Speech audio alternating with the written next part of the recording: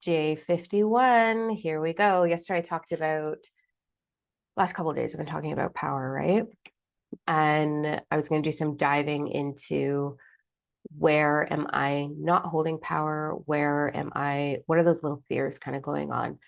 And so that was fun. And I think I've talked about this here, but the fear of sustainability. So I had this really cool shift that has amplified everything wonderful in my life over the last couple of days, just really owning my power. And because of that, oh, I like yesterday, I was like, it can't get any fucking better than this. Today, I'm like, holy shit, I don't think I get any better than this. I've met so many amazing, powerful souls. I have a whole new crew of divine alignment clients starting up this week, and I'm blown away. Like, oh, fuck, I love you guys. Ah!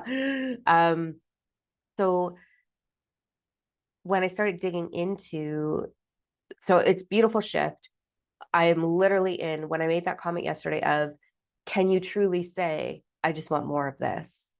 I felt this little gloom in my stomach, right? And I was like, oh, is that? So I went on a deep dive. And it turns out the little fear that I'm dealing with, which keeps surfacing, so much fun, is the fear of sustainability, the fear of the rug not getting pulled out from under my feet. So here's what I did with that last night. Two things. We can tell ourselves till we're blue in the face, well, we've made it this far, and it always comes around, and you, out of 1,000 times, you've survived 1,000 times. But we can tell that, but we're not becoming that vibration. The moment we become the vibration, the law of attraction responds to the law of vibration. So you're always manifesting. FYI, you can't get it wrong. You're never not manifesting. And there's no 5 steps or magic cure or manifestation code or wealth code, or none of that exists. It's all bullshit. Your vibration is like the law of attraction is just responding to your vibration. That's a universal law. So manifesting is just receiving what you are. So if I have the sphere of sustainability, then I can bring in all kinds of things into my world: more laughter, more fun, more love, more friendships, all of the things, more money, more all these things. And then eventually it trickles out and I go through a very quiet timeline. So I've done a lot of reflecting on that. So how do we take it from here to here? So what I did was I reflected back on my life, and it turns out it was 30-year-old me that needed the most love. That is when I left the corporate world. That's when I did a few more celebrity contracts after that, but that's when I really made the decision to walk away from it. It was so toxic for me. And I sat with the main program, Divine Alignment, that I do now, and was like, this is what I want to do in the world, but I couldn't launch it. I couldn't figure out how to bring it to life. So that's 14 years ago. And it was her. There was a moment where I was sitting at my desk at home, and there's a big glass sliding door, and it was all big trees, and it was on the lake. And I was sitting there and I was listening to music, and I was doing all the things, all the tools. And I was, the law of inspired action was moving through me. I was writing this program.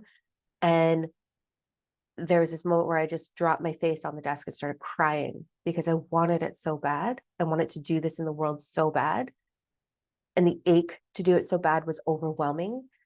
And this voice in my head was, you can try, but like everything else, it's never going to last.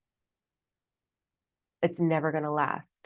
So last night, that's what I discovered was it's not going to last. Nothing's forever. It's not going to last. My cynical brain, right? So I dove into that last night and I paused that memory, which is a really great tool. Pause any memory that comes up. So I paused it right before I started crying, and I walked in and had this big beanbag chair in the corner there. And so I went and sat on the beanbag chair and I looked at her and I was like, hey, babe, so here's the scoop. Here's what you're going to do. Here's what it looks like on the other side. You did it. Just so you know. So all the stress that you're doing right now, you don't have to. I've got you. I've got you. Let me show you how. And I sat and I talked with her and I showed her how. I showed her what happened, how she transformed it. when she transformed it, what it looks like now. Cause like, are you kidding? My life is amazing. I get to change lives every day. And I felt that fear of sustainability in me, that vibration start to morph as I was talking with her. And then since then, I've been having a beautiful conversation with myself about, of course, it's sustainable. Look at where you are. I am a single woman living on my own, paying thousands of dollars in rent, because welcome to 2023. I have all of the food that I desire to have. I get my hair done, I get my nails done. I've got a great car. I've got the life. It's sustainable. And it just gets better and better and better every year. I'm not a materialistic person, so I don't really need a lot of those things, but I like my small luxuries. I think they're wonderful. And so I celebrated all of that. And I've been celebrating all of that. Um, Walked around my apartment this morning looking at some of my jewelry, some of my perfumes, like the surface things that are like, dude, look at what you have. You're good. You're good. All your bills are paid. Like, you're great. We're good. We're good. Look at this. Look at this. And so I just took 30-year-old me around my house. And I was like, babe. And then I showed her the waiting list. It was sold out, Divine Alignment, sold right out. There's no space now. And now I have a small waiting list for which opens up in a week or two. So that's really cool. And I was like, there's a waiting list. Of course, this is sustainable. And you've been doing it for 14 years. You did it. It's sustainable. And so it's not that I'm like giving evidence to, because the ego does love evidence, obviously. So that's one part of it. Two is then really, truly acknowledging it and owning that story. So I've been owning that story ever since, that perception, that awareness ever since. And I will continue to own it until it's no longer even a thought on my radar. So I will play with that thought until I don't have to anymore. So on my inspiration wall that you guys know that I have going on, there I put up a bunch of sticky notes, and it was like, I always wanted to travel. Well, I sure have. I lived in Central America. I started traveling a long time ago, and I've been traveling every year. So that's already in motion. You started it, it's still in motion. I want it to be in soul purpose. Started that, it's still in motion. I want it to cure my body of disharmony. Did that, still in motion. My body's very vibrant. I started looking at all of the things, and I just put up all these sticky notes of like, don't be silly about this. So that's day 51. Got this. And that's all part in owning our power and owning our reality. You create your reality through how you choose to perceive it. So how are you perceiving your reality? What did you find? What did you find yesterday when we were talking about morphing these thought patterns and stepping into our power? So I want to know what you found. How is it going? Do you want support with a mantra? I would love to support you with that. I'm really good at them. Yeah, so there we are, day 51.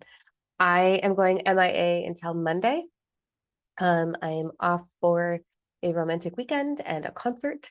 So I'm not taking my laptop and I am not looking at social media. So totally MIA until Monday. I love you all. Have the most amazing weekend. Own the story. Do your mirror work. Walk the walk. You've got this. Mwah. See you Monday.